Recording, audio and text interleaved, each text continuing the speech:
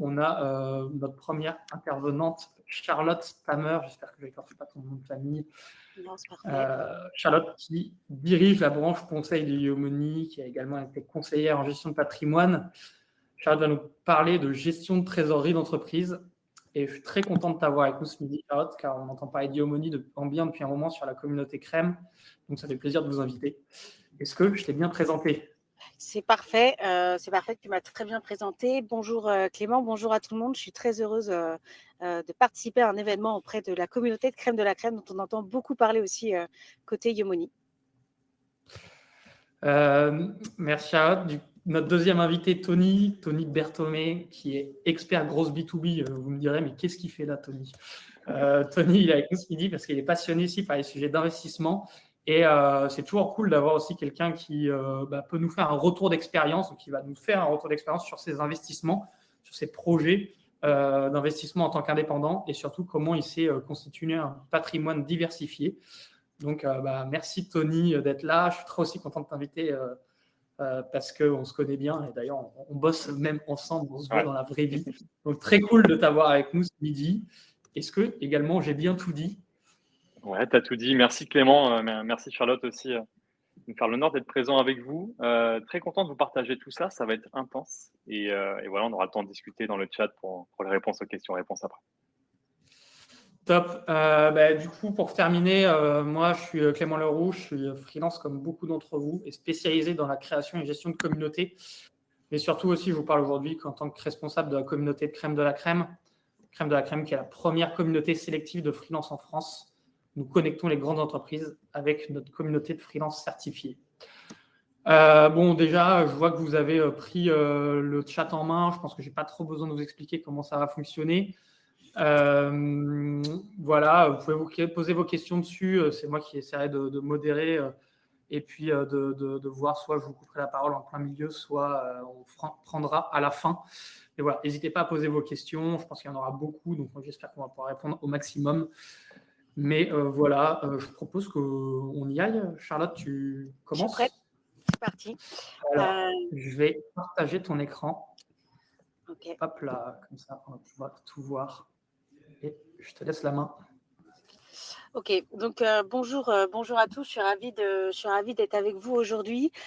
Pour la présentation, je vais peut-être préciser 2-3 choses. Donc moi, je suis une ancienne, aujourd'hui je suis directrice conseil de chez Yomoni. Ça fait 5 ans que je représente Yomoni assez fièrement. Je suis assez fière de représenter Yomoni, parce qu'il y a beaucoup de choses qui se font en matière d'investissement et c'est pas toujours très beau.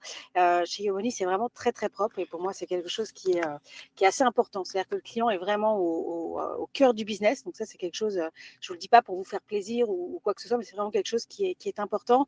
Et moi, j'ai rejoint Yomoni puisque je pense que la capitalisation, qu'elle soit boursière ou immobilière, c'est-à-dire le fait que chacun épargne de son côté, et on va le voir, on peut le faire soit en direct depuis son compte courant, son livret A, soit on peut le faire en direct depuis la société. Et moi, je suis là aujourd'hui pour vous parler de l'investissement depuis votre société, parce que c'est assez peu connu, mais je pense que c'est de plus en plus attractif. Mais je pense que le fait d'épargner par soi-même, pendant longtemps, ça fait déjà 15 ans que je suis dans ce milieu, pendant longtemps a été réservé plutôt à une élite, à des gens qui étaient déjà rentiers, qui étaient déjà riches, pour dire les choses simplement. Et en fait, c'est en train de se démocratiser totalement.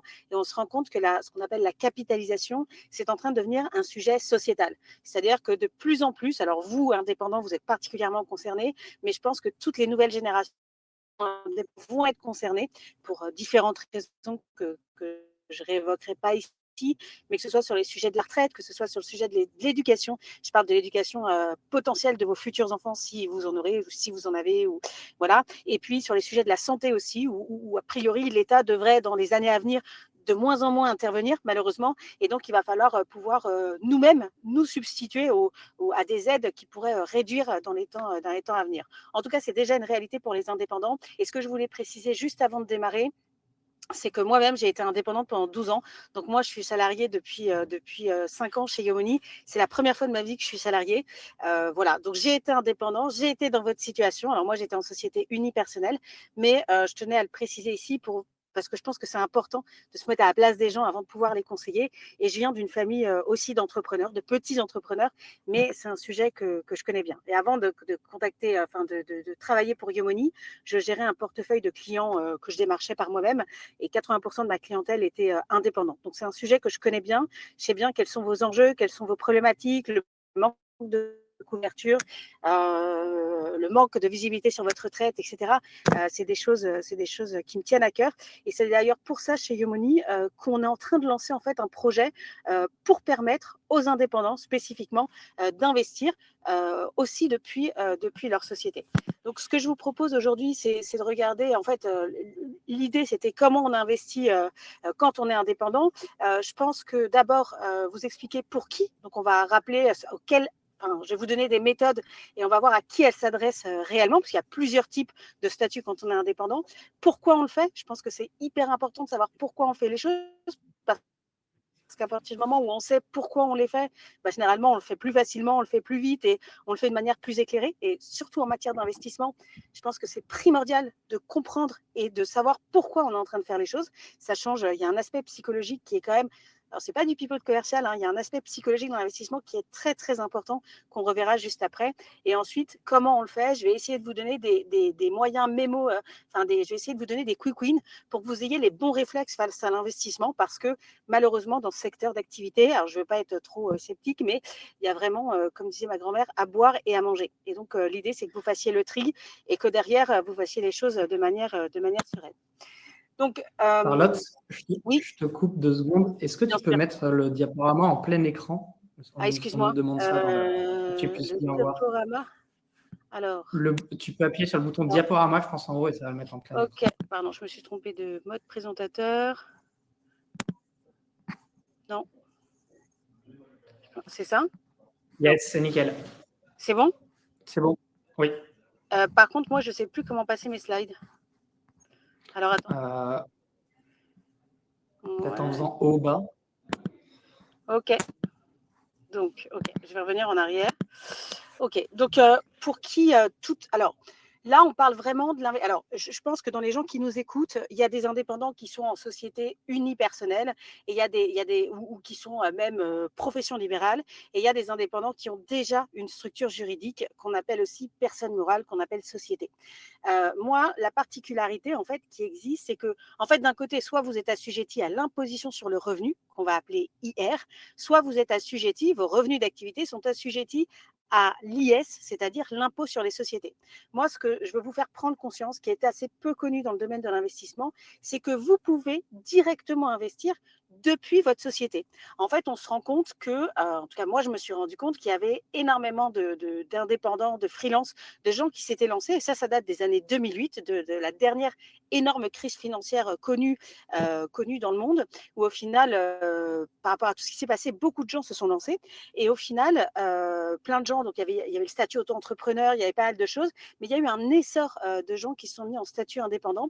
Et en fait, bien souvent, vous avez une structure juridique. Alors au début, vous êtes en auto-entrepreneur, etc. Puis à un moment donné, ça marche. Vous frôlez les paliers, vous les atteignez, vous les dépassez, et vous passez en structure juridique, vous passez en société. Et en fait, on se rend compte quand on est en société, si vous êtes bien conseillé, normalement, vous payez juste ce qu'il faut pour éviter les frottements sociaux, les frottements fiscaux, etc. On cherche toujours un petit peu à optimiser. C'est pas le but de ma démarche aujourd'hui. Ça, c'est votre expert comptable qui vous aide a priori normalement le plus sur le sujet, mais on se rend compte aussi qu'on peut accumuler une trésorerie importante dans cette société. Et en fait, moi, c'est de ça dont je vais vous parler aujourd'hui. Pour toute personne qui ne serait pas assujettie à l'imposition sur les sociétés, ne fuyez pas. Les conseils que je vais donner, hormis sur les 3-4 prochaines minutes, seront aussi applicables, mais à travers d'autres véhicules d'investissement. Donc, j'y reviendrai. Les conseils, de manière générale, sont valables pour tout le monde. Mais là, ce que je voulais je voulais mettre en lumière, c'est le fait qu'on peut aussi investir directement depuis la société. Parce qu'en fait, on se rend compte que certains entrepreneurs laissent le cash dans la société, non pas pour développer la société et passer à 50 salariés, mais tout simplement parce que quand on sort, il y a la fiscalité des dividendes. Des fois, on n'a pas besoin de l'argent dans son patrimoine personnel. Et donc, en fait, pour des raisons fiscales, sociales, de frottement, toujours, c'est toujours souvent une question d'optimisation. Eh bien, je le laisse dans la société. Et donc, il ne faut pas rester sans rien faire. Voilà. Donc, quelles sociétés peuvent investir investir, que ce soit sur les marchés, que ce soit sur l'immobilier. Je parle surtout de marché parce que c'est ce qu'on fait chez Yomoni, mais ça touche aussi l'immobilier. En fait, tout type de société peut investir sur les… Pardon, je repars un peu en arrière, mais tout type de société peut investir sur les marchés financiers. Vous avez les sociétés en fait qu'on va appeler actives, qui sont les sociétés d'exploitation, et puis vous avez donc les SARL, SA, SAS, le CELAR, le URL, etc. Et puis vous avez aussi ce qu'on appelle les holdings, les sociétés, les SCI, qui peuvent prendre, donc il y a la SCI et dans les holdings on peut prendre différentes formes juridiques, qui sont des sociétés qu'on va appeler plutôt passives, c'est-à-dire que c'est pas là que se passe le nerf de la guerre, c'est pas là que vous faites votre exploitation business commerciale, mais c'est une société qui va être construite au-dessus de votre société d'exploitation, où vous faites, dans des conditions d'optimisation juridique et fiscale, faites remonter le chiffre dont vous n'avez plus besoin dans la société. C'est pas obligatoire, hein, c'est des montages, c'est à discuter avec votre expert comptable, mais à un moment donné, quand votre société elle devient très rentable, il peut y avoir la possibilité pour vous, au-dessus de votre société d'exploitation, donc activité première, de monter ce qu'on appelle une holding qui prendra la forme d'une SAS ou d'une SCI. Voilà, juste pour dire les choses clairement. On ne va pas parler d'optimisation juridique, mais vous pouvez en toucher un ou deux mots. Je vous donne quelques notions. Vous les connaissez sûrement peut-être déjà, et je suis désolée, mais vous pouvez en tout cas en toucher deux mots avec votre expert comptable. Généralement, c'est quand on commence vraiment à fructifier en termes de business. Donc, vous pouvez être une société d'exploitation, donc une société active, une société passive, vous pouvez investir en fait sur les marchés financiers sans aucun problème. Il y a quelques précautions en fait à avoir quand même selon votre secteur d'activité. Donc il faut vérifier l'objet social de l'entreprise. Il y a quelques sociétés où dans l'objet social de votre entreprise, on va indiquer explicitement que vous ne pouvez pas, et d'ailleurs vous le savez, vous êtes le créateur de cette société, vous ne pouvez pas aller sur les marchés et là effectivement vous ne pourrez pas ouvrir de portefeuille. Mais c'est un cas très rare, hein, on le rencontre très peu. Et puis, il faut aussi vérifier votre code NAF. Je vous donne un exemple. Yomoni, on a un code NAF 65. Nous, on est une société de gestion financière, donc les flux de nos clients transitent par chez Yomoni, on a une obligation de conserver une liquidité des flux qu'on reçoit permanente. Et donc, on n'a pas le droit de rentrer sur les marchés, par exemple. Donc, si vous avez, il y a des codes NAF spécifiques comme le 64, le 65 qui sont visés, mais sinon, a priori, il n'y a pas d'interdiction. Et puis, si vraiment vous voulez un dernier avis, vous passez un petit coup de fil à votre expert comptable et vous lui demandez si votre société, voilà, on va voir la méthodologie, mais vous constatez un excédent de trésorerie, vous avez envie de placer sur les marchés. Moi, la majorité de mes clients en société, en fait, on a souvent des mails avec l'expert comptable qui valide et comme ça, vous êtes rassurés et vous faites les choses sereinement. Donc, il n'y a pas réellement de restrictions, sauf si elles sont explicitement écrites et vu que c'est votre société, a priori, vous savez pourquoi. Donc, en gros, beaucoup de sociétés sont éligibles. Hein, c'est vraiment un champ très, très large. La deuxième question, c'est pourquoi on le fait. Voilà, pourquoi en fait, on va placer la trésorerie qui n'est plus nécessaire en fait à l'activité. Et pourquoi on place cet argent? Parce que vous le savez pas. Enfin, des fois, on le sait, mais on n'en a pas conscience. Il faut le verbaliser. En fait, avec l'argent, aujourd'hui, il y a un problème d'érosion monétaire. Alors, particulièrement en ce moment, parce que tout le monde a entendu parler d'inflation depuis le début de l'année. Depuis déjà quelques mois, elle est suffisamment importante, que ce soit aux États-Unis, que ce soit en Europe. Mais il y a de ça 2-3 ans, on avait aussi des sujets d'érosion monétaire. C'est-à-dire que votre argent, une somme d'argent, en fait, à l'instant T, elle vous permet d'acheter des choses. Je ne sais pas, vous avez 10 000 euros, ça va vous permettre d'acheter un certain type de voiture.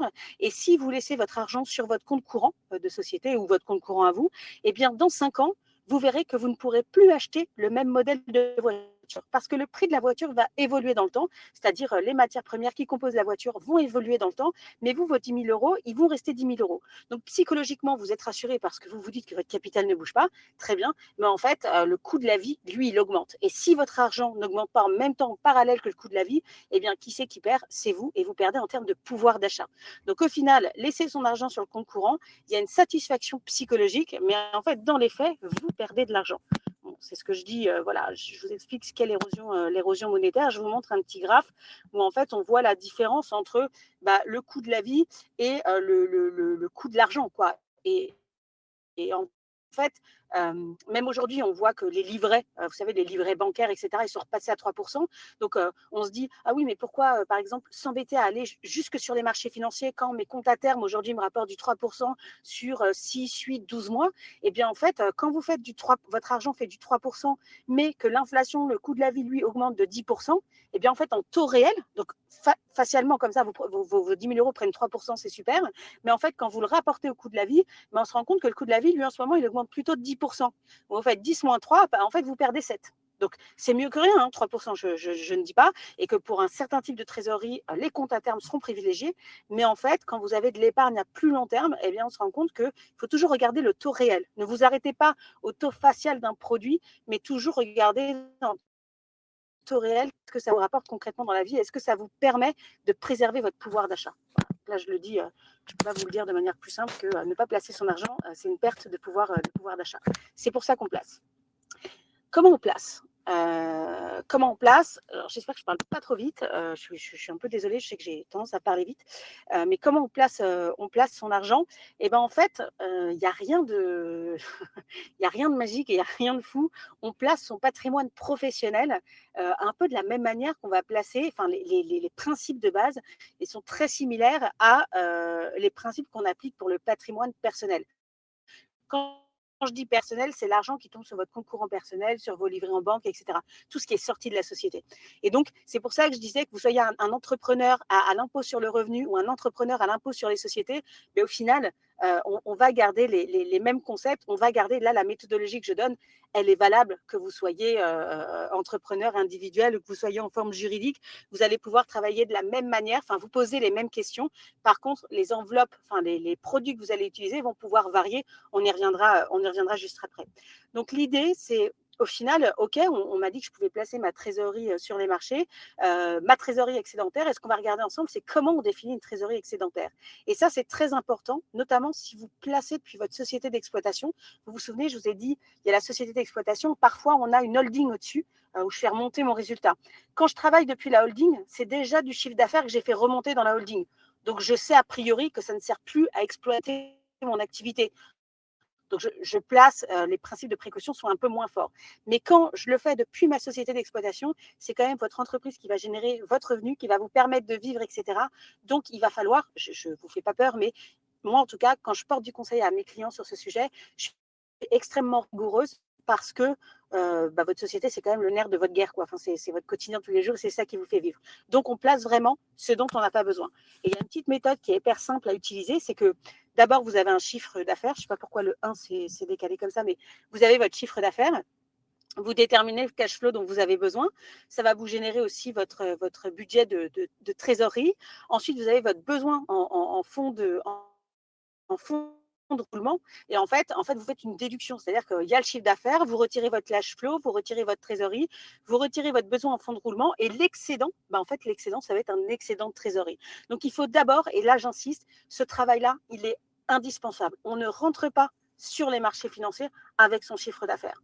Déjà, vous avez la fiscalité, etc. Mais les charges qui vont être engagées, et notamment dans les périodes compliquées qu'on a connues avec le Covid, etc., on n'engage pas avant, pour moi, 12-18 mois de trésor, quoi. C'est-à-dire qu'on peut même garder un petit excédent parce que là, on est dans votre société, celle qui génère votre activité. Et donc, on se garde quand même un matelas de sécurité qui, lui, n'est pas placé, qui, lui, d'ailleurs, va sur ces fameux livrets à 3%, où vous ne pouvez pas perdre en capital. Peut-être que le taux réel, il n'est pas si satisfaisant que ça, mais la contrepartie, et vous le verrez dans les placements, il y a toujours un plus, il y a toujours un moins. S'il n'y a pas de moins, c'est qu'il y a une entourloupe quelque part. Je préfère vous le dire clairement. Le monde de l'investissement, ce n'est pas Disneyland. C'est vraiment, en fait, on dit no free lunch en finance. Jamais, jamais, jamais. Rien n'est jamais gratuit. Si vous avez un avantage, il y a forcément une limite. Donc, vous avez votre chiffre d'affaires, votre cash flow qui va, vous le déduisez de toute façon, qui va être dépensé, la trésorerie pour provisionner vos besoins à court terme, puis votre besoin de fonds de roulement. Éventuellement, en fonction du delta que vous laissez de trésorerie, c'est-à-dire plutôt 6 mois, plutôt 12 à 18 mois, on peut placer une partie sur des comptes à terme quand on a un peu de temps pour aller chercher un peu de rentabilité. En termes de taux réel, ce ne sera pas magique, mais ce sera mieux que rien. Et par contre, vraiment, ce qui excède, ce que vous n'avez plus besoin en fonds de roulement, vous pouvez décider de le placer. Après, vous décidez de le placer en immobilier, en financier, il y a une multitude de choses et je pense que Tony interviendra sur ça que vous pouvez placer. Voilà, donc ça, c'était le premier. Donc voilà, je vous répète, pour définir cette trésorerie excédentaire, on se rappelle qu'on ne place pas directement son chiffre d'affaires, on ne place pas toute sa trésorerie de la même manière, donc on parle de diversification. Et moi, j'aime bien quand même préciser, on peut toujours demander conseil à son expert comptable. Alors, je sais qu'en fonction des experts comptables que vous choisissez, il y a plus ou moins de conseils, malheureusement. Des fois, on est dans des formules un petit peu précaires, mais insistez, ça leur prend pas beaucoup de temps et normalement, ils connaissent votre business model, ils connaissent votre business plan, vos résultats comptables, etc. Et ils peuvent vous donner un avis sur le sujet. Donc, c'est toujours un avis supplémentaire et ce sera peut-être pas l'avis définitif, mais en tout cas, ça viendra apporter sa pierre à l'édifice sur votre décision.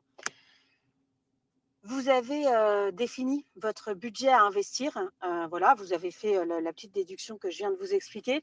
Et vous vous dites, bon, bah, ok, super. Là, on a 10 000 euros on va dire 15 parce que c'est le budget aujourd'hui chez Yomoni. Vous avez un excédent de trésorerie à 15 000 euros. Vous savez que vous n'avez pas besoin de cette trésorerie à 3-5 ans minimum. Alors, parfois, vous n'en avez pas besoin, même à plus long terme. Mais vous êtes déjà sûr qu'à 3-5 ans, vous n'avez pas besoin de ces épargnes. Et vous dites, bah, maintenant, sur quoi je place.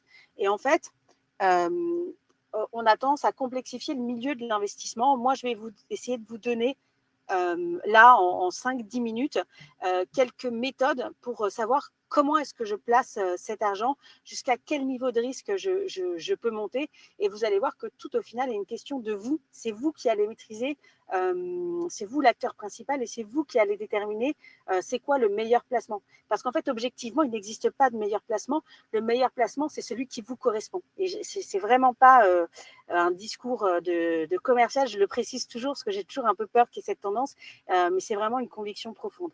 Et en fait, la première chose qui doit conditionner votre investissement, c'est votre horizon de placement. Alors, c'est quoi un horizon de placement? En fait, c'est de manière spontanée, on n'a jamais une réponse certaine parce que la vie est faite d'aléas, et on l'a bien vu avec la crise sanitaire, mais c'est spontanément, vous vous dites, voilà, vous avez 15 000 euros, je vais vous poser la question, je vais vous dire pendant combien de temps vous pensez ne pas avoir besoin de cette trésorerie. Et là, vous allez me donner une réponse. Il y en a qui vont me dire 10 ans, 15 ans, 5 ans, 4 ans, en fonction des projets que vous pouvez avoir par ailleurs, que ce soit des projets perso où vous pensez sortir la trésorerie de la société ou des projets de développement de votre société, où vous anticipez une limitation de votre activité, etc. Enfin, qu'importe, mais vous allez avoir une première réponse spontanée. Généralement, moi je fais ce métier depuis 15 ans, généralement les réponses spontanées sont 80% des cas, c'est la bonne réponse. Donc pas trop d'inquiétude. Et rappelez-vous, vous ne pouvez pas tout anticiper.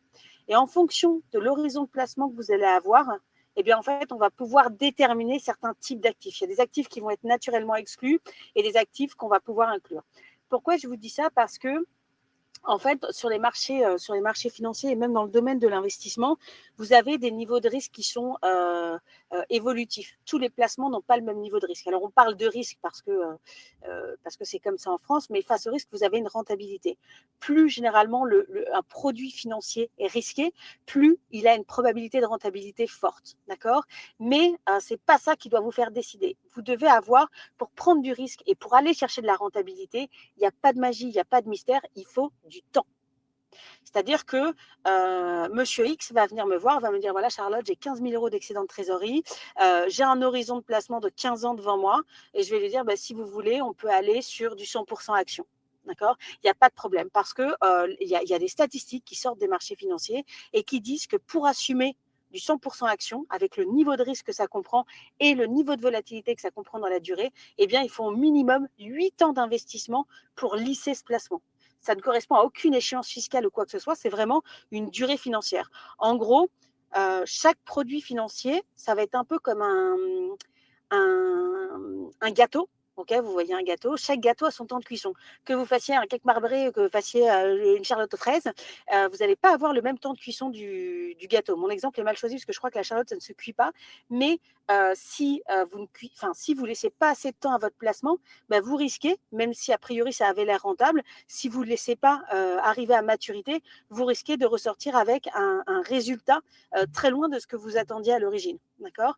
La seule différence entre le gâteau et votre investissement, c'est que généralement, un investissement financier, plus vous le laissez durer, au-delà de la durée minimum qu'on vous demande, plus il va se bonifier, alors que votre gâteau devient a priori immangeable. Voilà, c'est quand même la petite différence, mais il faut bien comprendre que investissement et durée d'investissement doivent être extrêmement corrélés. Donc, il y en a qui vont vous dire il faut rentrer au bon moment, faut pas rentrer faut rentrer quand les marchés sont bas, sortir quand les marchés sont hauts, etc. Tout ça, en fait, c'est un peu du hasard. On ne peut pas le maîtriser et ça ne marche pas tellement en réalité. Par contre, si vous faites coordonner votre somme d'argent, le projet d'investissement et une durée d'investissement, normalement, vous devez vous y retrouver. Moi, ce que je recommande à la majorité de mes clients, que ce soit des personnes physiques, donc fiscalisées à l'impôt sur le revenu, donc que vous soyez en société unipersonnelle, soyez libéral, etc. Ou alors, si vous êtes en structure société, vous êtes à l'IS, à l'impôt sur les sociétés. Moi, je vous recommande un petit exercice que je fais faire à tous mes clients, que je fais faire à tous mes proches. Alors, pour certains, ça marche super bien. Voilà, après, on verra, vous pouvez aussi contacter un conseiller, etc. Mais déjà par vous-même, on fait ce qu'on appelle la commode patrimoniale. Et moi, je travaille avec ça. Très honnêtement, je suis juriste, je suis diplômée de pas mal en patrimoine, etc. Mais je reviens toujours au plus simple parce que c'est toujours le plus efficace, ce que j'appelle la commode patrimoniale. Vous allez vous munir d'une feuille blanche, c'est aussi simple que ça, et vous allez dessiner une commode avec 3 tiroirs. Donc vraiment, vous faites un rectangle avec 2 bâtons, 3 tiroirs. Et vous allez avoir un premier tiroir qu'on va appeler le tiroir de court terme, le deuxième tiroir qui est le tiroir de moyen terme, et le dernier tiroir qui est le tiroir de long terme. Voilà, donc vous vraiment concrètement, vous prenez votre feuille, vous dessinez votre commode patrimoniale et vous allez classer, alors que vous soyez soit dans votre patrimoine personnel, soit dans votre patrimoine professionnel. Alors par contre, chaque personne, c'est-à-dire que le patrimoine personnel, le patrimoine professionnel, je fais 2 commodes. Okay, vous pouvez faire sur les 2, mais je fais 2, du coup, je fais 2 commodes.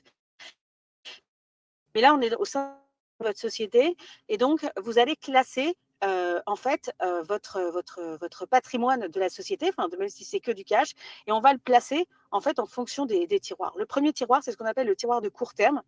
Et là, on va placer tout ce qui est trésorerie, compte courant et compte à terme. D'accord ? Tout ce qui ne peut pas perdre en capital, d'accord, de manière apparente. On a vu que un compte à terme, même si ça vous rapporte du 3% dans la durée, vous pouvez perdre de l'argent à cause des tiroirs. Tout ce qui est garanti en capital, c'est-à-dire que mon 10 000 euros, sauf si moi, je retire de l'argent et je le dépense, ne peut pas devenir autre chose que 10 000 euros. Okay ? Ensuite, vous avez le moyen terme. Et dans le moyen terme, si vous avez déjà fait… Alors, soit vous êtes vraiment novice et en fait, on va se retrouver avec une tiroir où en fait, l'excédent de trésorerie va se retrouver à court terme. Et après, si vous avez déjà fait des placements pour placer au moyen terme ou au long terme, en fait, on va regarder la composition du placement. Et là, je vais surtout vous parler de financier. Vous avez, par exemple, déjà une assurance vie ou un compte titre quelque part. Et c'est la pondération en action du placement qui va déterminer si c'est à long terme. En gros, de 0 à 20%, enfin, de 0 à 20% d'actions, vous êtes sur des produits de court terme.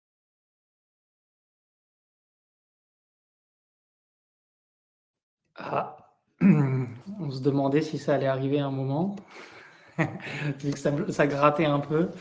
Bon, on a perdu Charlotte. Pardon ? Je l'appelle direct. Ouais, je te laisse appeler Tony. Bon, écoutez, on va meubler. Hein. Je vois qu'il y a eu des petites questions dans le chat. De toute façon, ça allait bientôt être à la partie de Tony. J'espère qu'elle va pouvoir revenir bientôt. Disparition, comme dit Walid. Bon.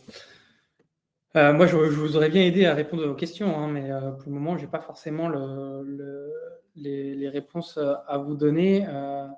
Je sais pas si vous avez… J'ai vu qu'il y avait certaines questions qui avaient pu être répondues.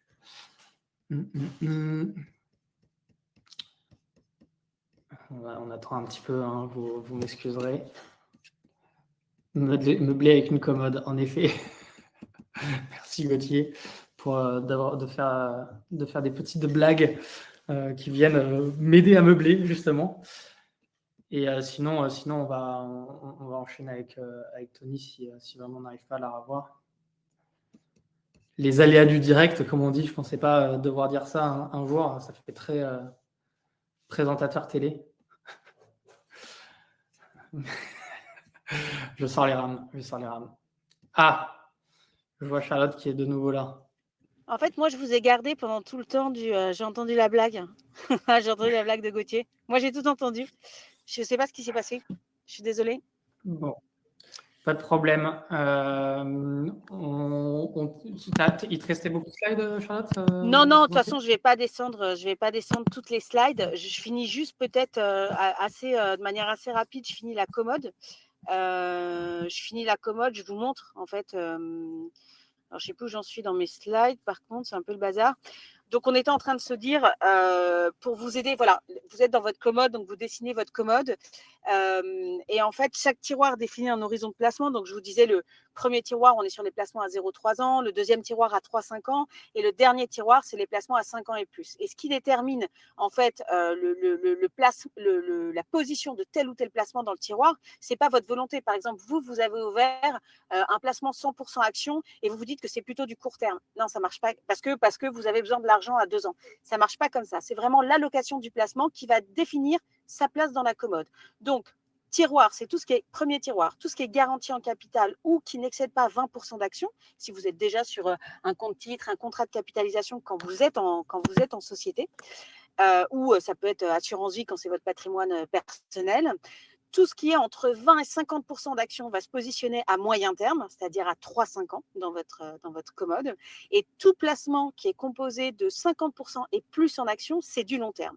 Ça veut dire quoi? Ça veut dire que de cette manière-là, vous allez voir que les placements que vous avez faits, ils ont déjà objectivement un temps de cuisson par rapport à l'analogie que j'ai fait tout à l'heure, prédéterminé que vous devez respecter. Si vous ne respectez pas la pondération de l'allocation et l'horizon de placement, ça va mal finir en fait. En gros, vous espériez faire du 5% par an et puis en fait, vous allez faire du moins 10. C'est possible. Hein. Donc, si vous prenez au moins 40% d'actions dans un portefeuille, généralement, on sait que il ne faut pas toucher au placement pendant 4 ans. Vous allez pouvoir, ça reste liquide, vous êtes sur les marchés financiers, à tout moment, vous pouvez sortir. Ça, c'est votre certitude. Par contre, vous ne savez pas à quel cours. Si vous respectez l'engagement au moins de 4 ans, vous savez que vous allez tomber sur la moyenne historique de marché sur 4 ans, c'est-à-dire sur 4 ans, généralement, on peut attendre un rendement autour de 3,5 net de frais de gestion chaque année pendant 4 ans. D'accord? C'est pour vous donner une petite idée. Donc, une fois que vous avez placé, d'accord, dans les tiroirs vos différents placements, donc là, a priori, si vous êtes plutôt novice, tout va se retrouver plutôt en haut.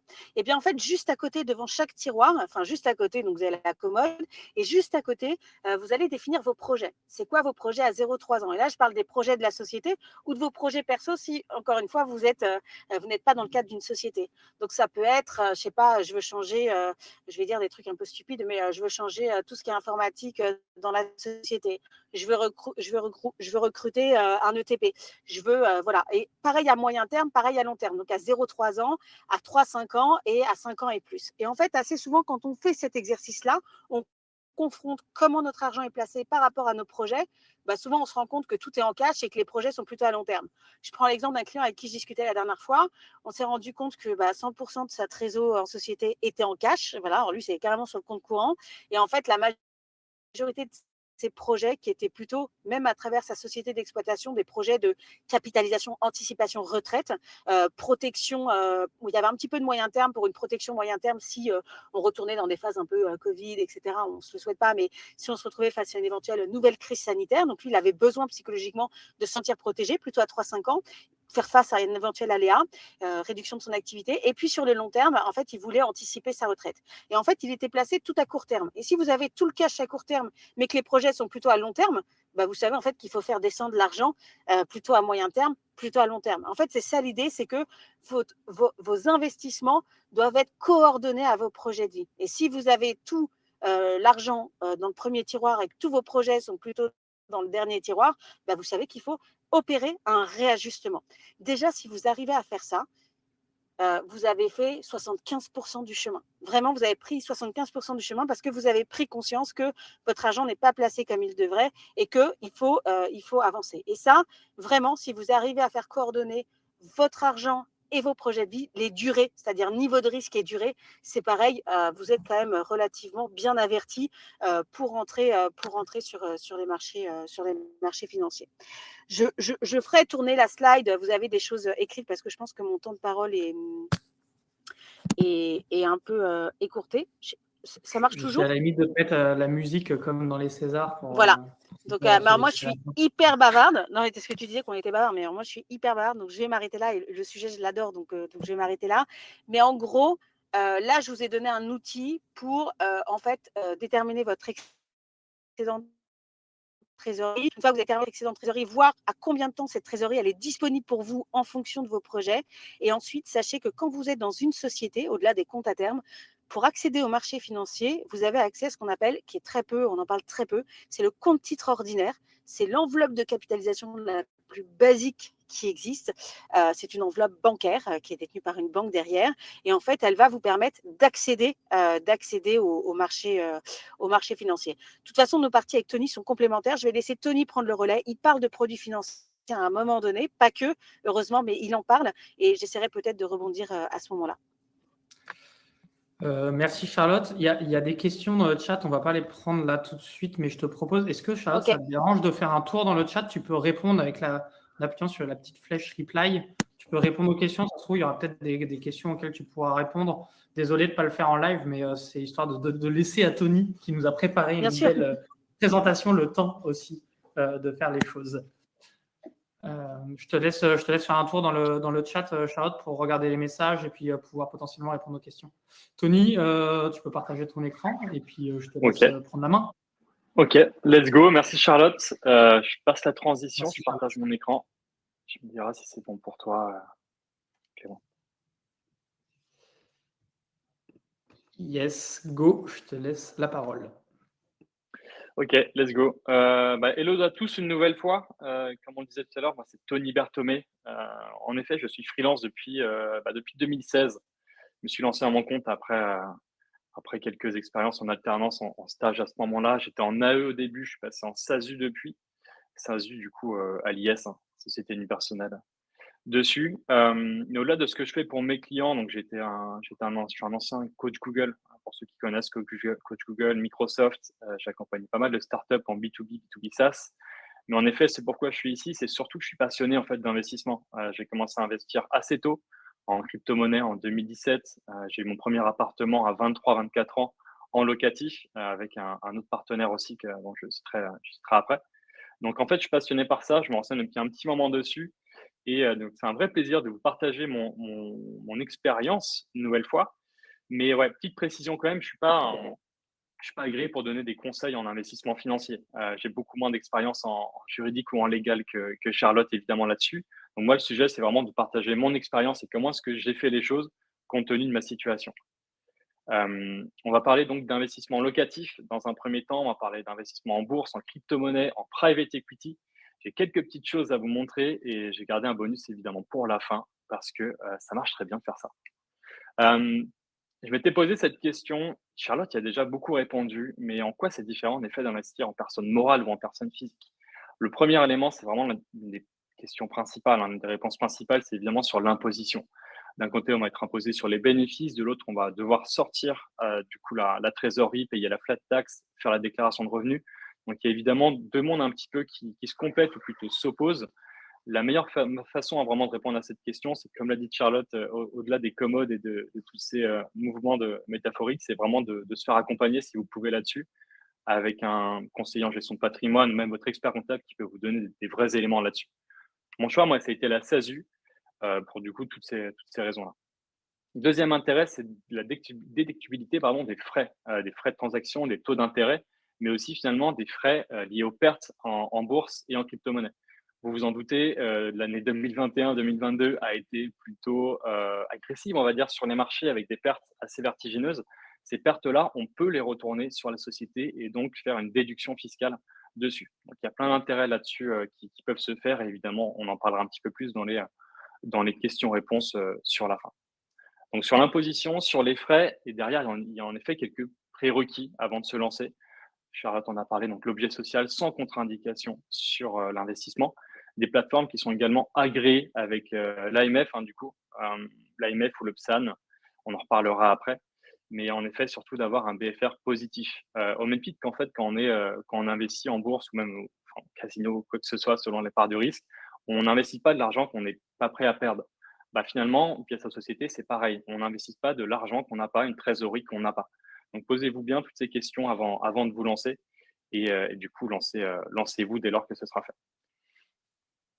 On attaque du coup sur l'immobilier locatif. Comme je le disais juste avant, j'ai fait mon premier investissement en locatif donc à 24 ans, c'était assez jeune, mais j'avais la chance d'avoir 3 ans de bilan à ce moment-là. 3 ans de bilan, c'est rédhibitoire en fait. Si vous ne l'avez pas, il faut impérativement 3 ans de bilan là-dessus financier, sur votre société avant de faire un achat locatif évidemment là-dessus.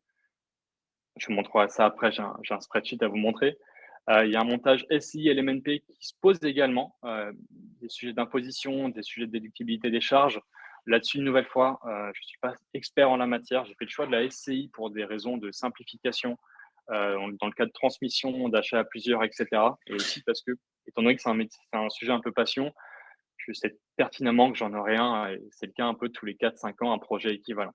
Donc, j'ai fait le choix de la SCI pour ma part, mais on a aussi la SCPI à côté qui vous permet d'investir toujours via votre société des montants un petit peu plus légers à ce moment-là. Donc ça, c'est l'immobilier locatif. Donc, j'ai acheté un appart, là, en retour d'expérience, j'ai acheté un appartement donc, il y a 3 ans de ça. Le marché n'était pas le même. Il faut bien savoir qu'il y a 3 ans, les taux d'intérêt étaient 3 fois moins élevés et c'était encore possible d'acheter en locatif en n'étant pas propriétaire de sa résidence principale. Aujourd'hui, c'est plus le cas, mais il y a quand même des petites astuces que je peux vous donner.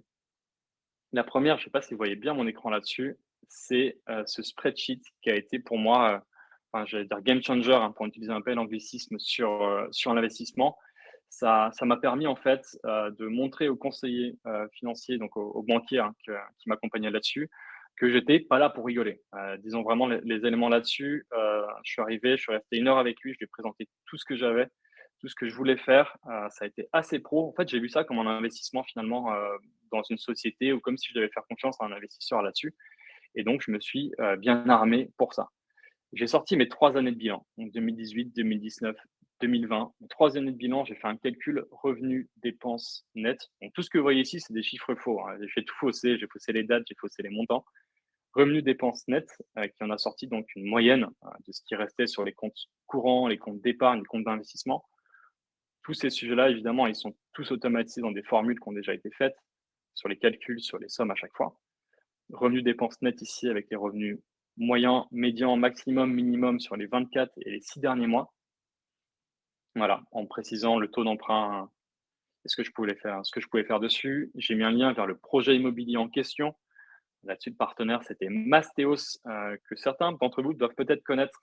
Moi, j'ai beaucoup travaillé avec eux, peut-être déjà vu là-dessus. Ils ont mis pendant 1 an et demi des publicités de mon portrait investisseur auprès de tous les freelances de Paris. Donc, j'ai plein de potes qui m'ont vu sur Facebook et Instagram là-dessus. Et ouais, ce qui compte vraiment sur Spreadsheet, c'est ce tableau-là. Ce tableau-là, en fait, c'est ce que je recherche les banquiers lorsqu'ils vont mettre toutes les informations, évidemment financières, à votre sujet dans leur tableau et dans leur sujet de calcul. Les calculs de taux d'endettement, les calculs de reste à vivre mensuel et annuel, tout va se retrouver ici. Alors, juste une petite faute, un peu compliqué là-dessus. Tony, Ouais. le monde veut savoir, est-ce que c'est un spreadsheet qui est partageable? Le monde veut savoir. C'est la petite surprise à la fin. Évidemment qu'il est partageable. Si je vous le montre, c'est pour pas vous dire à la fin qu'il va être non partageable. Il est partageable et gratuitement. Je le donnerai évidemment à la fin. Et en effet, il a été clé dans l'investissement. Pour tout vous dire, en fait, l'investissement, quand je l'ai fait, j'y croyais pas trop. J'étais encore locataire à ce moment-là. Je gagnais bien, mais pas non plus énormément. Je pense juste que je suis arrivé au bon moment avec une personne qui m'a plutôt fait confiance, bien choisir son conseiller, et avec un tableau qui était assez pro, donc celui-ci. Et donc à la fin, ça calcule donc le taux d'endettement, le reste à vivre mensuel, annuel, et du coup le montant de l'apport. Ce tableau-là, il faut que je fasse quelques modifications quand même, parce que j'ai mis des conditions en fonction des chiffres de l'époque, notamment sur le taux d'endettement à l'époque, c'était 30-33%. Maintenant, c'est 35%, donc c'est un peu mieux. Le montant de l'apport, il demandait 10% aujourd'hui. Maintenant, coup de chance, c'est pas forcément rédhibitoire de ne pas en avoir. Voilà, le marché évolue assez vite là-dessus, ça demande évidemment de reconfirmer. Mais tout cela, je vous le renverrai sur la fin parce que comme je l'ai dit, ça a été game changer, je pense, dans l'obtention de mon prêt. Et je l'utilise encore aujourd'hui pour mes futurs projets et mes projets en cours. Donc, c'est possible d'investir en locatif en étant en société et pour le coup, ici en SCI. Pour préciser rapidement le montage, hein, c'est une SAS qui fait le rôle de holding, une SCI à côté et s'il le faut derrière d'autres SCI aussi pour jouer sur la fiscalisation. Immobilier locatif. En bourse, c'est également possible. Charlotte en a pas mal parlé là-dessus. Moi, ce que je veux juste évidemment repréciser, c'est d'avancer uniquement qu'avec des sociétés ou des plateformes agrémentées à l'AMF. C'est obligatoire, c'est required là-dessus.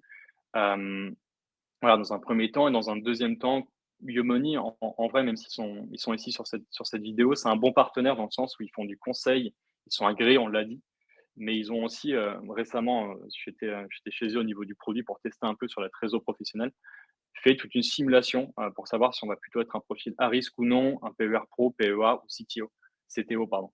Donc voilà, testez un petit peu, et si vous avez d'autres plateformes, testez aussi. Mais dans tous les cas, comme l'a dit Charlotte, ne pas investir son argent, c'est entre guillemets le perdre avec l'inflation en cours. Je vais rapidement sur ce sujet vu qu'on en a évidemment beaucoup parlé, et je vais sur celui-ci, les crypto-monnaies, sujet évidemment beaucoup plus touchy, disons-le.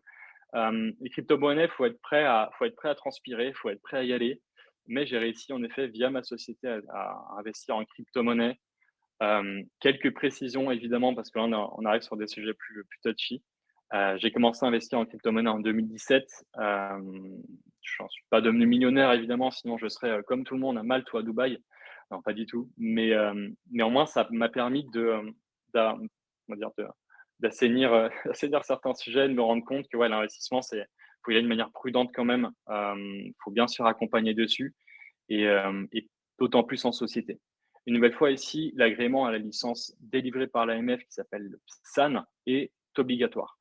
Le PSAN, c'est un agrément qui est délivré aujourd'hui à une soixantaine de sociétés, de plateformes en France et en Europe, avec le sujet donc d'activité d'achat de vente d'actifs numériques. C'est obligatoire évidemment pour l'investissement en société pour les crypto-monnaies, mais c'est possible. Il y en a une soixantaine en France. Maintenant, ce qui est vrai, il faut l'avouer, cet agrément, il est payant. Voilà, c'est 20 000 € et ça ne garantit pas 100% la viabilité de la boîte. C'est-à-dire que demain, je pourrais monter un projet, évidemment un projet plutôt sérieux là-dessus, avoir mon agrément, mais ne pas avoir, par exemple, suffisamment de fonds pour confier les pertes derrière. Un peu comme on l'a vu il n'y a pas longtemps avec des sujets liés à FTX, tout ça, pour ceux qui connaissent.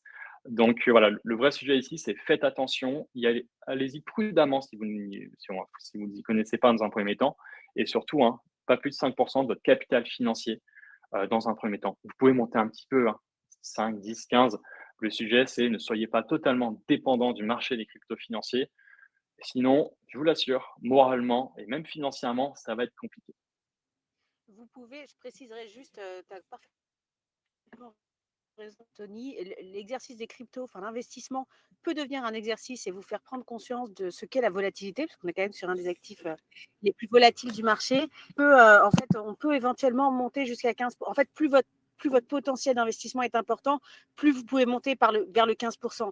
Mais si vous avez 10, 15 000 €, enfin en dessous de 100 000 €, voire 200 000 € à placer, monter sur un 15%, vous êtes vraiment risqué. Les recommandations de l'AMF, c'est 5%. Donc, vraiment, si vous dépassez le 5% de l'excédent de trésorerie, donc là, on est sur la partie excédent de trésorerie, si vous dépassez le 5%, c'est que vraiment, derrière, vous avez une trésorerie conséquente parce que vraiment, rien ne permet d'anticiper les marchés, alors encore moins les crypto-monnaies qui, par essence, sont volatiles.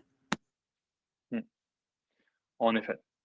Merci Charlotte là-dessus, c'était pour la partie crypto-monnaie. Il nous en reste une pour finir et ensuite on va passer sur la petite bonus de fin et les questions-réponses. Le private equity. Private equity, on en parle peu, c'est moins connu. Pourtant, je trouve que d'un point de vue sens d'investissement, vraiment, c'est non négligeable. Le private equity, tout simplement, c'est le fait d'investir dans des entreprises non cotées, d'investir dans des projets de crowdfunding ou liés à tout ça. Et tout dépend de ce qu'on fait en freelance. Mais pour ma part, mon rôle, c'est vraiment d'accompagner des entreprises en croissance, donc des startups, disons-le, à se développer sur leur marché. Et donc, d'arriver via un private equity, pour moi, c'est assez intéressant parce que je vais pouvoir, en tant que business angel, voir plein de sociétés différentes sur des marchés liés à la fintech, des marchés américains aussi, voir comment ça se passe sur les levées de fonds aux États-Unis, sur les pitchs, tout ça. Marché indien, marché africain, enfin, private equity, c'est assez passionnant. Mais c'est aussi hyper vaste là-dessus. Donc, renseignez-vous sur les business angels, renseignez-vous aussi sur les conseillers en gestion de patrimoine. Parce que généralement, si vous commencez à vous renseigner sur le private equity, c'est au-delà du fait que vous soyez passionné comme je le suis ou comme Charlotte l'est, c'est que vous avez aussi une trésorerie à placer. Donc faites-vous accompagner à ce moment-là. Idem pour les family office et tous les clubs d'investissement. C'est des bons moyens pour rentrer dans le private equity sans répondre au premier message LinkedIn qu'on reçoit avec un ticket à 10 000 euros à mettre sur une société dont on ne croit pas trop. Idem que sur les cryptos, ici c'est 10% en moyenne des investissements de l'actif en moyenne à mettre.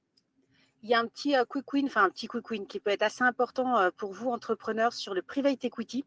Il y a un article du Code général des impôts, donc là, je vais commencer à dire un peu des gros mots, c'est l'article 150 obter du Code général des impôts.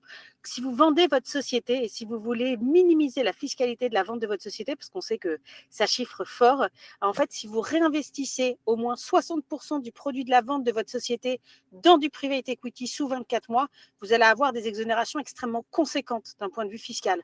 Donc, en fait, vous vendez votre société et vous réinvestissez 60% de la vente sur du private equity à travers une holding, société passive, on a vu ça tout à l'heure, et vous aurez des exonérations fiscales. Donc, c'est l'article 150 obter du Code général des impôts. Donc, parfois, le problème du private equity, c'est que c'est des actifs peu liquides. C'est-à-dire que vous allez investir dans une société et dans un compte titre, par exemple, et puis en fait, vous êtes parti sur un investissement de 5 ans. Au bout de 2 ans, vous avez un imprévu qui arrive. Par exemple, sur le compte titre, vous allez pouvoir sortir à tout moment. Vous ne connaissez pas la valorisation de marché, mais vous allez pouvoir sortir. Le private equity, généralement, on ne peut pas sortir. Donc, il y a quand même une limite qui est la liquidité. Ce sera dans les slides. Il y a toujours des critères plus et moins. Donc, à vous de choisir ce qui vous convient le mieux. Il n'y a pas de situation parfaite. Le private equity, c'est très peu liquide, mais ça peut vraiment, vraiment, vraiment être intéressant en cas de cession, ce qu'on appelle de l'apport cession, article 150 obter, et à discuter avec votre expert comptable le jour où vous vendez votre business. Ouais. Ça me rappelle un point, en effet, Charlotte, là-dessus. Certains doivent connaître ici, c'est un ami qui a vendu sa boîte il n'y a pas si longtemps, c'est Guillaume Moubèche de Lemlist. Ils ont fait, c'est assez connu sur le marché, hein, j'en parle parce qu'ils sont assez transparents dessus. Ils se sont fait en effet 30 millions à 3 fondeurs là-dessus sur la vente de leur société. Évidemment, c'est beaucoup, sachant que pour la plupart, ils avaient moins de 45, moins de 50 ans. Ils ont énormément investi en private equity sur des sociétés françaises, européennes et sur des projets à côté pour justement jouer sur ces articles dont je ne me souviens déjà plus le nom, Charlotte, et du coup valoriser l'argent qui a été gagné.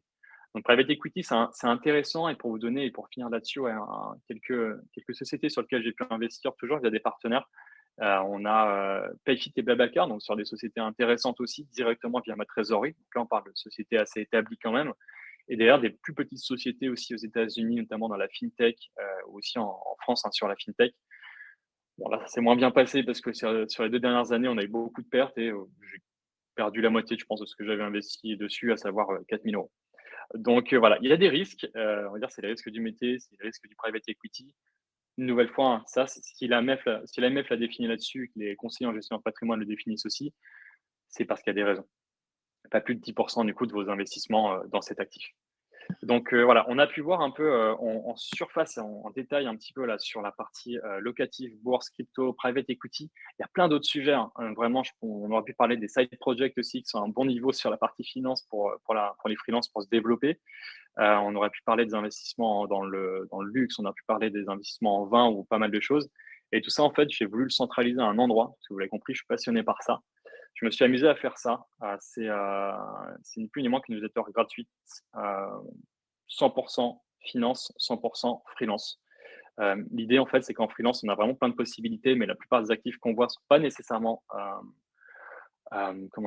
adaptés à la situation qu'on a en freelance. Je pense notamment en CDI pour l'investissement locatif ou à tous ces éléments-là. Ceux qui ont déjà cherché un appartement, que ce soit pour le louer ou pour l'acheter, voient très bien de quoi je parle.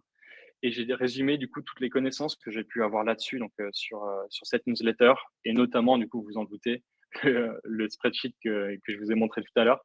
C'est le premier email. Je ne vais pas vous envoyer 150 emails et vous l'aurez au bout de 6 mois. C'est le premier email, je vous l'envoie. Comme ça, chacun pourra du coup gratuitement avoir accès à tout ça, et je l'espère du coup pouvoir investir en bourse et en finance avec tous ces sujets. On vous mettra le lien du coup directement dans le chat. Ok, il y a Bastien qui a pris les devants. Merci Tony, je peux enlever le... Hop là, comme ça, je nous évite. Bon. Il y a Charlotte qui fait des... Charlotte, tu as des allers-retours encore? Mais bon, c'est bon. Il y a eu quelques Ah oui, questions. Bastien est rapide, en effet. Ouais, Il y a eu j'écoute. quelques questions. Merci Bastien d'avoir mis le lien. Alors, il y a eu quelques questions. Alors, quand je dis quelques questions, il y a eu pas mal de questions. Ouais. Attends, je vais te les chercher. J'en ai vu une qui avait. Je t'ai pas coupé en plein milieu, mais parfois c'était. Alors, il y a Farouk qui dit que quand il a parlé crypto-monnaie avec sa comptable, il a commencé à parler latin. Ça m'a fait rire. Ouais, ça m'étonne pas. Euh, Choisir la bonne personne, c'est important là-dessus, hein. Sur les cryptos, moi, il m'en a fallu. J'ai changé, par exemple, pour tout vous dire, sur l'investissement locatif, j'ai changé 4 fois de conseiller bancaire en 2 mois, quoi. J'étais à deux doigts ouais. de changer de banque, mais au moins, j'ai trouvé la bonne personne. Du coup, question ici. Ah ouais, Il y a c'est Dominique, bien cette fait, question, elle a eu pas pardon. mal de votes, donc je me permets de la faire monter Ouais. sur scène. Dominique qui demande comment justifier l'achat d'un appartement donc privé par le biais de la société, donc professionnelle. Ouais. Quand on dit privé, du coup, c'est pour ton usage unique. Donc, tu as une résidence, soit une résidence principale, j'imagine. Sinon, ça devient du professionnel avec la mise en location. Et donc, professionnel, c'est soit LMNP, soit SCI.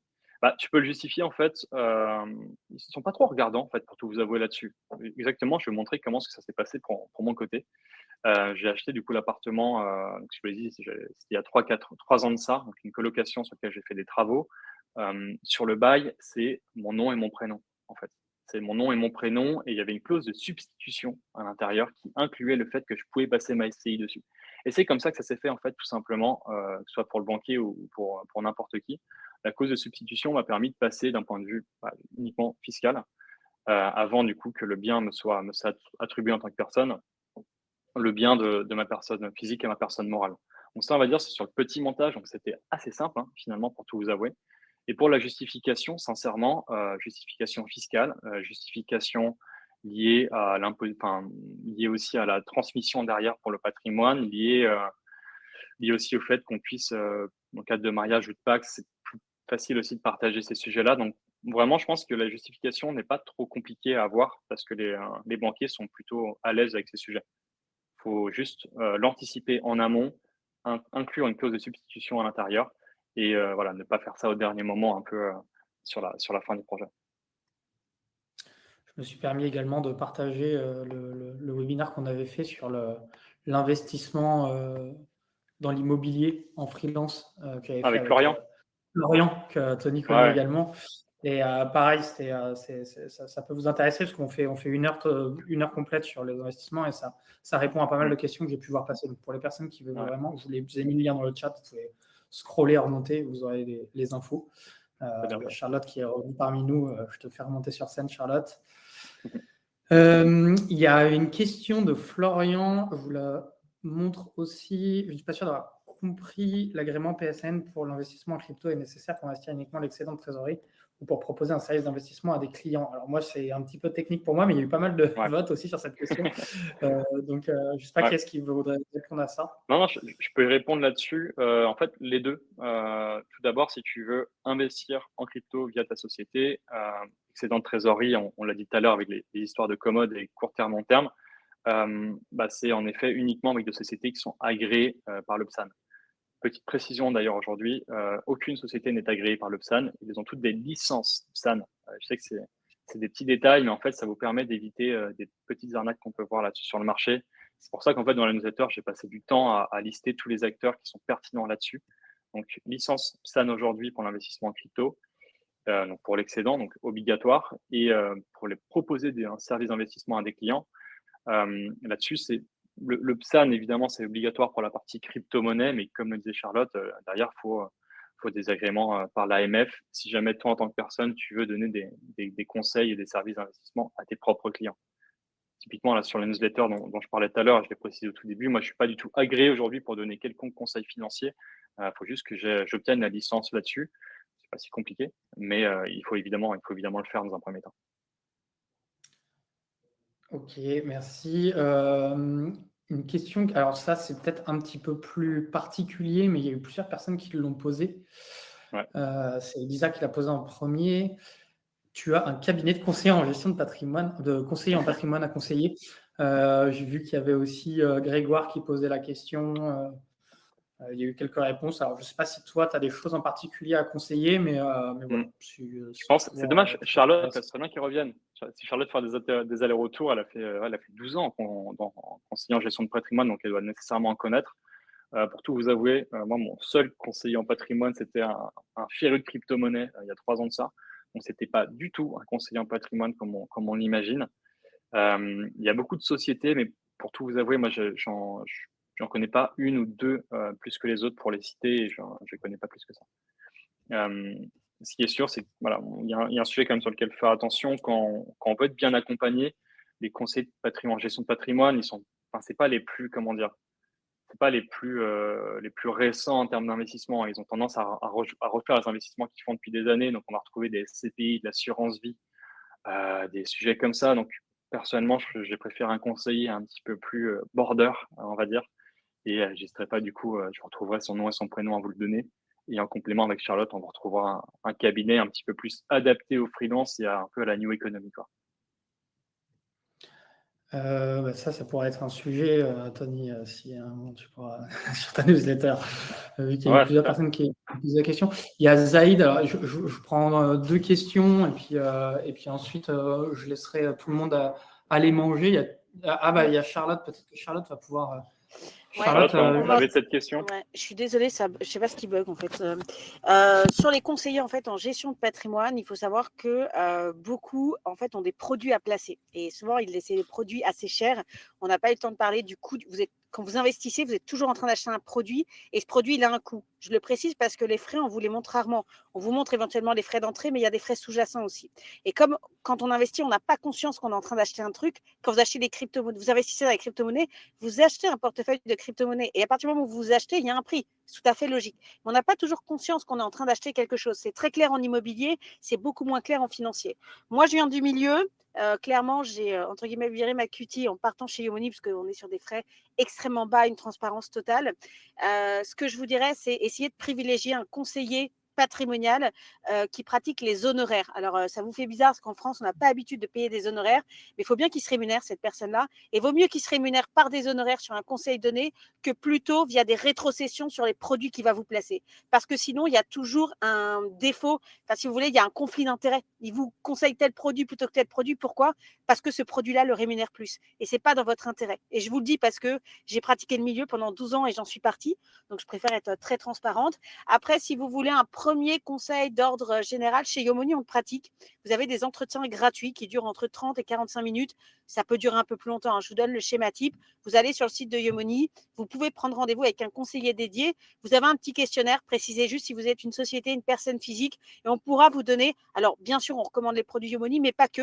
Moi, j'ai formé 99% des conseillers. On a une vision objective. On sera capable de vous donner une vision, de vous recommander tel ou tel produit et des plateformes d'investissement en dehors de Yomoni. Et après, si vous prenez un conseiller dédié par vous-même, préférez quelqu'un à qui vous payez des honoraires plutôt que des rétrocessions. J'étais en train de remettre le lien, donc c'est pour ça que j'ai fait un petit blanc. Il est 13h06, il y a une dernière question que j'aime bien poser et j'ai vu qu'elle avait été aussi posée dans le chat. Est-ce que Charlotte, Tony, vous avez, pour les personnes qui aimeraient en savoir plus, alors Tony va nous dire d'aller sur freeinvest.substack.com, Charlotte va nous dire d'aller sur le blog de Yomoni s'il y en a un, mais voilà, est-ce que vous avez pour les personnes qui veulent, qui ont été intéressées, que vous avez réussi à catcher, qui veulent aller en savoir plus, qui veulent, je sais pas, la question c'était est-ce que vous avez des bouquins à conseiller, est-ce que pour les personnes qui voudraient en savoir plus, est-ce que vous, ça se trouve, je ne sais pas, Tony, tu comptes faire, est-ce qu'il faut te suivre sur LinkedIn parce que tu vas en parler? Est-ce que Charlotte, comment est-ce qu'on peut aussi suivre ton actualité si tu fais d'autres lives comme ça? Voilà, c'est une grande question, mais là, ma dernière question. Vas-y, Tony, tu veux démarrer peut-être? Ouais, je commence si tu veux. Oui, donc tu l'as dit, hein, évidemment, la newsletter et LinkedIn, mais en vrai, au-delà de ça, si vous commencez, prenez vraiment du temps à chercher toute l'information là où vous pouvez la trouver. Donc, sur des podcasts, je recommande la Martingale là-dessus, qui est avec Mathieu Stéphanie, qui fait notamment Causa Vostra, Cosa Nostra, pardon. Voilà, le martingale qui est top, hein, enfin le meilleur podcast là-dessus que j'ai pu trouver sur ce sujet. En bourse, j'aime bien Actionnaire, qui est assez récent aussi là-dessus, qui fait du podcast, je crois qu'il y a une page Instagram là, qui a une page Instagram à ce niveau-là. Et en crypto, pour tout vous avouer, je suis pas trop à l'aise avec le fait de donner une reco parce que ça bouge beaucoup. Je regardais beaucoup The Hasher à l'époque, 2017-2018. Je regarde moins maintenant. Donc là-dessus, le vrai sujet, c'est je me remets sur les cryptos parce que là, c'est le moment de s'y remettre un peu et j'ai commencé à réinvestir. Et je vous redonnerai des conseils là-dessus. Et en complément, au niveau des partenaires, Yomoni, comme je le dis, c'était trop bien. Et en IMO locatif, regardez Mastéos aussi, qui est sympa. Mastéos, je travaille avec eux sur les 2 projets en cours que j'ai. Ils sont bien pour l'accompagnement. Évidemment, il y a un coût, hein. Quand on passe avec une société comme ça, on va payer un frais supplémentaire comme celui d'une agence, mais c'est de l'investissement locatif de A à Z. Et ça peut être bien, du coup, pour vous de commencer en regardant ce que font les acteurs comme ça. Ok, vous m'entendez là? Oui, Ok, parce que je vois bien que je disparais, que je réapparais. Moi, je vais vous recommander quelques lectures. Je l'ai vu passer dans les commentaires en blog assez sympa à suivre. Vous avez l'Avenue des investisseurs, c'est un ancien militaire qui est reconverti dans l'investissement, un passionné, et il a fait un site. À l'oral, il n'est pas toujours hyper pédagogue, parce qu'il est très passionné, il part très vite dans le détail, mais à l'écrit, c'est vraiment super bien. Et en plus, ils mettent leurs avis, c'est-à-dire qu'ils vous décrivent objectivement une situation d'un placement, et puis après, ils vous donnent un peu leurs tips. Donc, c'est plutôt bien fait. Avenue des investisseurs. Voilà, que ce soit. Alors, il parle un petit peu. Le problème, c'est que j'ai pas trop de trucs sur le patrimoine pro. Parce que, on a Tony, mais à part Tony, on n'en connaît pas beaucoup. Donc, on aimerait bien que Tony se développe assez vite sur sa newsletter. En tout cas, moi, je t'y encourage fortement. Mais donc, il y a l'avenue des investisseurs, un peu le b.a.-ba de l'investissement, comment ça fonctionne, quelles questions se poser, etc. En newsletter, moi, je trouve bien faite, si vous êtes un petit peu plus aguerri, il y a la newsletter de Marc Fiorentino, qui est plutôt pas mal, alors qui va être très financière, mais qui est quand même très bien faite et qui peut vous donner une réflexion d'investisseur qui va vous aider en fait à avoir la lumière un peu partout et à monter en expertise. Et sur les cryptos, moi, il y a une newsletter que je suis qui sont les cryptos selon Caro, que je trouve plutôt pas mal faite. Elle se défend, c'est quand même un univers qui est assez masculin, donc elle se défend comme elle peut. Il faut aussi un peu faire un peu de girl power quand même et dans ce milieu-là. Et sa newsletter est quand même très bien faite pour vous donner un peu de culture générale sur les cryptos. Et puis elle recommande des portefeuilles, des allocations. Enfin, c'est plutôt bien fait. Effectivement, vous pouvez suivre Yomoni, vous pouvez prendre rendez-vous, vous inscrire à la newsletter, que vous soyez client, pas client. Et nous, après, on a un webinaire trimestriel, que vous soyez prospect, client chez Yomoni, et que vous pouvez suivre sans aucun problème. D'ailleurs, Charlotte me fait penser à un truc, c'est sur le girl power. En effet, j'ai avancé moi avec Femka. Je ne sais pas si on peut le mettre sur le chat. Femka ici. C'est de l'investissement uniquement pour les filles, par des filles. C'est une formation assez sympa, hein, pour se lancer, pour commencer un petit peu. Il parle de tout aussi. Il parle de crypto, il parle de bourse, il parle de locatif. C'est bien, c'est une bonne newsletter en tout cas pour commencer. Ouais, il parle beaucoup d'immobilier, mais effectivement, c'est bien. Et après, les fondateurs, c'est un homme et une femme. C'est ça qui est beau. Ouais, c'est ça. Voilà. Mais c'est plutôt dédié à l'investissement au féminin. Ouais. Hélène Melvin, je crois. Ouais, et je voyais passer tout à l'heure quelqu'un qui parlait des investissements verts. Je suis tombé l'autre fois sur cette newsletter qui s'appelle Épinard et qui parle uniquement exactement. Après, sur les investissements verts, on ne l'a pas évoqué. C'est un sujet qui est très dans l'air du temps. Moi, je mettrais juste une alerte. Le problème, c'est qu'après, on met des alertes partout. Mais en investissement, c'est hyper important. Il y a beaucoup de greenwashing, c'est-à-dire qu'il y a beaucoup de marketing sur le sujet. Et parfois, vous avez l'impression, malgré le label, et c'est ce qu'on dit, hein, l'habit ne fait pas le moine, c'est très vrai pour les labels. Il faut faire vraiment, vraiment très attention à ce que vous êtes en train de faire. On ne l'a pas évoqué parce que le fait d'investir labellisé de manière conscientisée, c'est vraiment un choix qui doit rester personnel. Entre 2 allocations 100% en action, est-ce que le labellisé va être plus performant ou pas? Franchement, le labellisé se défend tout aussi bien. Donc, il y a encore quelques années de ça, on savait que si on choisissait le label, on perdait la performance. Aujourd'hui, ce n'est pas vrai. c'est plutôt génial puisqu'on peut faire de l'ESG, de l'ISR. Enfin, il y a énormément de labels qui existent. Il y a des plateformes qui sont, il y a lita.co par exemple qui est spécialisée dans l'investissement responsable, mais vous en trouverez partout. Par exemple, nous chez Yomoni, les comptes titres pour les sociétés, ça existe déjà en assurance vie, mais pour les sociétés, on va passer à 100% ISR d'ici l'été. Sur l'assurance vie, vous avez l'option ESG, pas ESG, qui est un autre label aussi. Mais en tout cas, il faut que ce soit une conviction personnelle. Et deux, surtout, ça ne doit pas vous empêcher d'être toujours aussi regardant parce que vous restez dans le cadre de l'investissement. C'est pas parce que c'est vert, c'est pas parce que c'est labellisé que derrière c'est le monde merveilleux de je sais pas quoi. Il n'y a pas de monde merveilleux. Il faut garder les mêmes critères, les mêmes fondamentaux que si vous investissiez sans label.